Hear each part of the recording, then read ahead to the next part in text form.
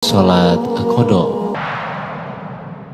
Allah wabarakatuh. Bertemu lagi di channel Islam teman Islam Literat, dan santai kali ini aku membahas tentang Baim jarang melakukan sholat pada tepat waktu, yang bertanya kepada orang Ustadz Adi Hidayat, dan kecerdasan beliau menjawab pertanyaan dari Baim ini, tapi susah untuk sholat tepat waktu ya Ustadz punten.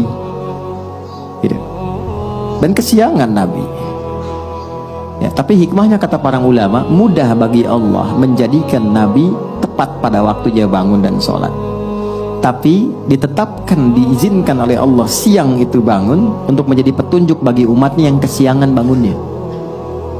Suatu ketika Nabi sedang dalam perjalanan, lalu istirahat menjelang subuh. Ya, biasa rutin tahajud, biasa diperintahkan kepada Bilal bin Rabah radhiyallahu ta'ala anhu, Bilal, kamu jaga. Kata Bilal, ya Rasulullah, saya ikut tidur aja, nanti saya bangun pas subuh azan. Kamu jaga.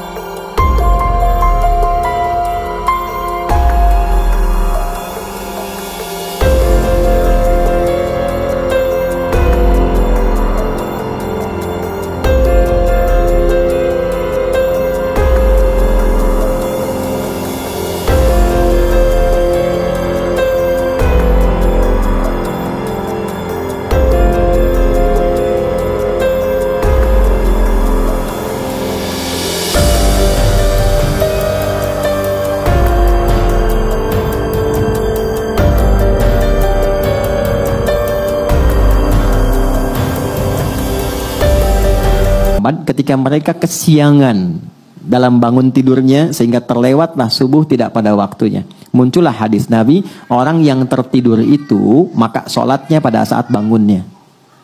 Jelas pertanyaan yang kedua tadi. Jadi kalau ada orang kemudian harusnya subuh itu 4.45 bangun, dia baru bangun 5.44, udah lewat waktu kan, maka dia bangun nih, dia sadar, maka lakukan sholat itu saat bangunnya. Itulah waktu untuk dia menunaikannya.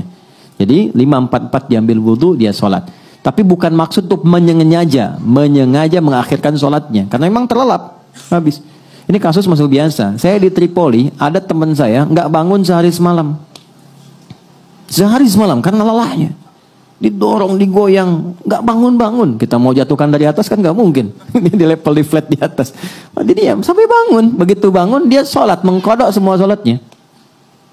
Dia lakukan pada saat itu hadisnya ada. Jelas ya? Jadi bagian pertanyaan kedua dulu. Jadi kalau tertidur, bangun, sudah lewat waktu, maka dilakukan itu bukan besoknya. Saat bangunnya, di situ dia lakukan sholatnya. Sekalipun dia bangun di waktu zuhur misalnya, maka dia sholat subuh dulu untuk mengganti yang sebelumnya, baru masuk ke zuhur. Jelas? Oke. Pertanyaan balik ke yang pertama. Bagaimana kemudian kalau ada rasa kesadaran mendalam? Setelah kemudian terikat dengan situasi dunia, ada getaran kepada jiwa untuk kembali memperbaiki, pertama syukuri dulu. Syukuri, karena itu mahal. Apa yang harus kita syukuri? Pembuktian keadilan Allah yang selalu memberi kesempatan pada setiap hamba dengan hidayah sampai nyawanya tiba di ujung kerongkongannya. Jadi nggak ada satupun hamba yang hidup yang nggak dapat hidayah, itu nggak ada. Yang ada itu yang sudah diberi dia nggak ngambil. Anda tahu Fir'aun kan? Itu seburuk apa dilukiskan di Quran. Tapi tetap dengan kejamnya itu tetap diberikan 2 nabi supaya sampai hidayah kepadanya. Cuman Fir'aunnya nggak ngambil. Nah, siapa yang mengundang Anda untuk hadir di sini? Anda bisa punya pilihan, Anda punya pekerjaan yang lain, aktivitas, bisa mungkin lakukan ini dan itu. Tapi siapa yang bisa menggerakkan hati Anda? Mas Baim mungkin telepon, Mbak Paula mungkin ngabarkan. Tapi kalau hati Anda tidak pas untuk di situ, nggak mungkin Anda datang. Kalau bukan Allah tanamkan itu, nggak mungkin kita ada di sini. Itu gambarannya. Anda pengen pulang lewat jalan, kok bisa lewatnya itu di depan masjid? Saat orang-orang ke masjid, mudah bagi Anda mengambil jalan lain. Yang paling ekstrim Anda buka YouTube, kok yang keluar ceramah? Padahal saya pengen nonton A dan B, kok bisa itu yang keluar? Itu yang dimaksud Quran surah ke-29 di ayat yang terakhir, ayat 69. Walladzina jahadu fina lanahdiyannahum subulana. Orang-orang yang ketika mendapat percikan hidayah dalam dirinya dan dia ambil itu, Allah akan bimbing dia ke jalan berikutnya yang lebih cepat. Dan bukan sekedar dibimbing, ini saya penting terangkan ini dulu. Itu cinta Allah diturunkan. Jadi Allah itu paling cinta. Kalau ada hamba salah yang sadar dari kesalahannya, lantas dia meniti jalan kesolehan untuk bisa menutup salahnya, itu langsung turun ayat Quran surah kedua ayat 222. Innallaha yuhibbut tawwabin. Allah sangat cinta jika ada hamba yang belajar dari salah untuk menjadi soleh. Disinilah muncul kalimat bijak dari ulama. Allah lebih mencintai orang salah, ya, pelaku maksiat yang gemar bertobat dibandingkan orang soleh yang tidak pernah merasa salah. Nah, maka di titik itu penting kita menata. Apa nih salahnya? Tadi sholat. Oke, kita merasa sholat banyak tertinggal. Sekarang pengen kembali, pengen ditutup. Bagaimana caranya? Ulama ngasih solusi. Maka dikiaskan, dianalogikan dengan orang tidur tadi. Tapi udah panjang, walaupun bukan Ashabul Kahfi. Maka bagaimana caranya? Dekatkan pada waktu-waktunya. Ini rumusnya, nomor telepon menuju kepada Allah 24434. Subuh, duhur, asar, maghrib, isya. Oke? Saya nggak tahu udah terlewat berapa lama dulu. Sulit menghitungnya. Gampangnya gini, subuh, begitu sudah dikerjakan, niatkan qadha, berikutnya sholat lagi, niatkan untuk yang sebelumnya. Jelas? Dekatkan dengan waktunya. Itu pertanyaan yang pertama tadi. Sholat dulu sesuai dengan waktu 2 rakaat. Setelah itu, bangkit sholat lagi 2 rakaat untuk nutup yang sebelumnya. Dah. Zuhur 4 rakaat, sholat. Setelah itu, dekatkan untuk nutup yang sebelumnya. Jelas? Baik. Kapan ini dikerjakan? Sederhananya yang gampang. Kalau kita sedang dalam suasana jamaah, supaya tidak menarik perhatian dan salah persepsi, salah duga, dan timbul hal yang baru yang tidak seharusnya muncul, 2 caranya. 1, ketika adzan berkumandang kan ada space sholat sunnah kan? Kerjakan sholat sunnahnya. Yang pertamanya kerjakan, kemudian di situ kita bisa niatkan untuk menutup yang sebelumnya. Baru ikut jamaah. Atau ikut jamaah di sini, ketika pulang dari rumah sholat lagi untuk tutup yang sebelumnya. Dan orang rumah, kalau ada salah satu di rumah yang mengerjakan itu, dan dia memang menjelaskan untuk menutup yang lama, banggalah. Jangan eksplorasi kekurangannya. Tapi berbahagialah karena Allah sedang merubah jalan hidup di keluarga itu menjadi lebih baik. Ya, jadi ketika Allah sudah kirimkan dia untuk menutup yang lalu, Anda tidak ditugaskan untuk mengoreknya kembali. Jangan gali, jangan sudutkan, tapi motivasikan. Alhamdulillah Pak, kalau perlu jamaah aja, Bapak depan aku di belakang, supaya sholatnya bernilai misalnya. Nggak apa-apa. Jelas? Oh, kamu ketinggalan juga? Enggak, buat support kamu aja. Itu biasa dunia. Zuhur begitu. Ya, asar begitu. Maghrib begitu konsepnya. Dikerjakan dulu yang sekarang waktunya. Setelah itu niatkan, sholat lagi, niatkan untuk menutup yang sebelumnya. Yang Allah lihat bukan berapa jumlah untuk menutup yang lainnya, tapi yang Allah lihat kesungguhan kita untuk berubah. Itu kata para ulama.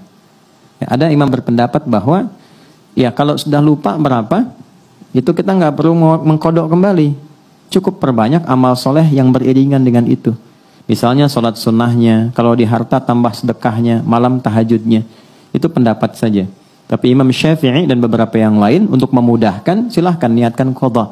Karena prinsip jawabannya itu sama, menunjukkan kesungguhan untuk berubah. Itu poinnya. Jelas ya? Untuk melakukan kebaikan seperti sholat, ya kan?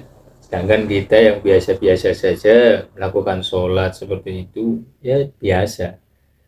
Bahkan selalu bersyukurlah. Apapun yang terjadi sekarang kondisinya, terkadang diberikan derajat yang tinggi oleh Allah dunia, tapi susah untuk melakukan kewajiban kepada Allah. Jadi Pak Imbong itu kan menjelaskan bahwa dia itu kodo. Sholat mungkin karena susah, kerjaan banyak, jadi ngantuk, kemudian bangunnya kesiangan. Saya kurang sependapat dengan Ustadz Hidayat tadi bahwa foto itu diganti dengan amalia-amalia bagus yang lain. Menurut saya tetap harus mengkodo, sebab kalau foto itu kan wajib karena mendatangkan waktu atau mendatangkan sholat di luar waktunya, itu kodo. Maka dinisbatkan dengan sholat itu wajib, maka kodonya menjadi wajib kapanpun. Bahkan ketika seorang itu meninggal, maka wujud dari birrul walidain diniatkan kodo untuk orang tuanya. Itu termasuk petunjuk bahwa sholat qodho itu harus dilakukan kapanpun waktunya. Secara definisi melakukan sholat di luar waktu, maksudnya ketinggalan gitu. Jadi bagaimana menurut teman-teman? Ya bersyukurlah ya untuk kalian semuanya yang masih dalam ekonomi biasa saja, menengah, tapi sholatnya masih terjaga. Itu nikmat yang sangat luar biasa. Mungkin itu saja, silakan mau berdiskusi. Assalamualaikum warahmatullahi wabarakatuh.